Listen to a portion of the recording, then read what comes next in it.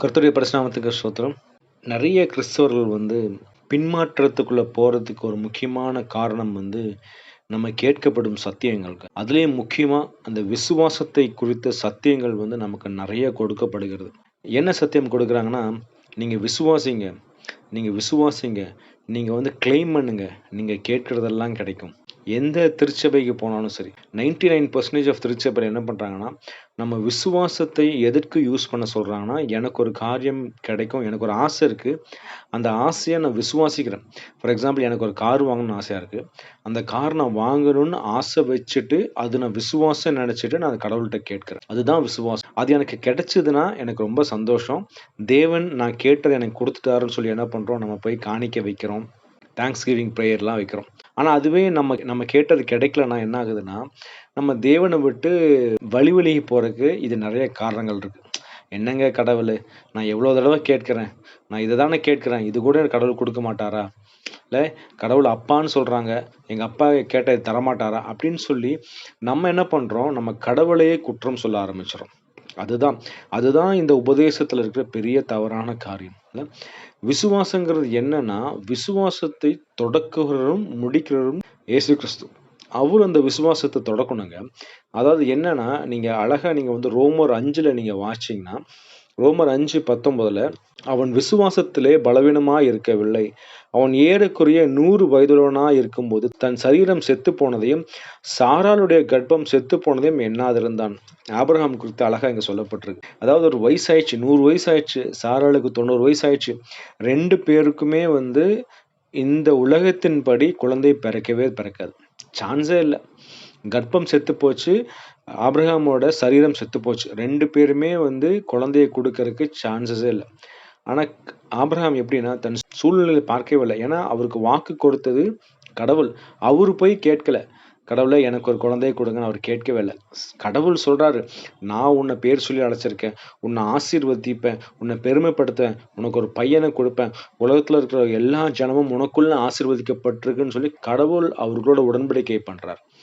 அதன் நிமித்தம் அவர் என்ன பண்றாரு? விசுவாசமா இருக்காரு இல்லையா? அந்த விசுவாசம் என்னன்னா, அவருக்குள்ள தேடல.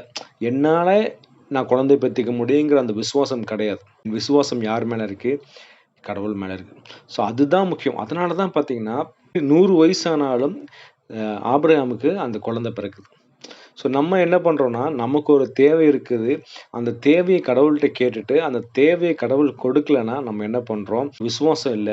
அப்படின்னு சொல்லி நெறைய பேர் என்ன பண்றாங்க? நம்மள குற்றப்படுத்துறாங்க. ஆனா அந்த விசுவாசங்கிறது கொடுக்கிறவர் கர்த்தர். அந்த வாக்கு மாறாத தேவன் நமக்கு உண்டு.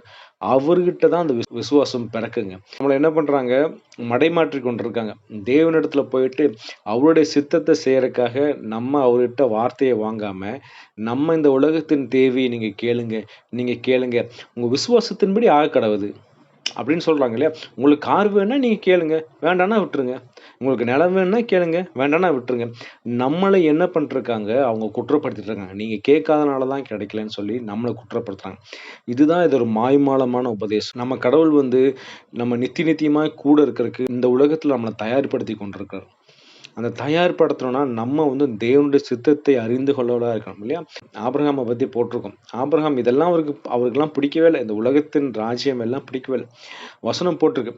இதையும் மேலான பரமதேசத்தை நாடினான்னு சொல்லி ஒரு வசனம் இருக்கு. ஆபிரகாமுக்கு தெரியும் இந்த வாழ்க்கையெல்லாம் என் வாழ்க்கையே கிடையாது. இதுக்கு மேலேயும் நித்தியமா என் தேவன் கூட இருக்க போற ஒரு வாழ்க்கை இருக்கு. அந்த வாழ்க்கைக்காக நான் பிரயாணப்பட்டு கொண்டிருக்கிறேங்கிறது ஆபிரகாமுக்கு தெரியுது. அதனால தான் ஒரு விசுவாசத்தின் தகப்பன். நம்ம என்ன பண்ணிட்டு இருக்கோம்? இன்னைக்கு இந்த உலகத்தின் காரியத்தை கேட்டுக்கொண்டு அதுதான் விசுவாசம்னு நினைச்சு கொண்டிருக்கோமா?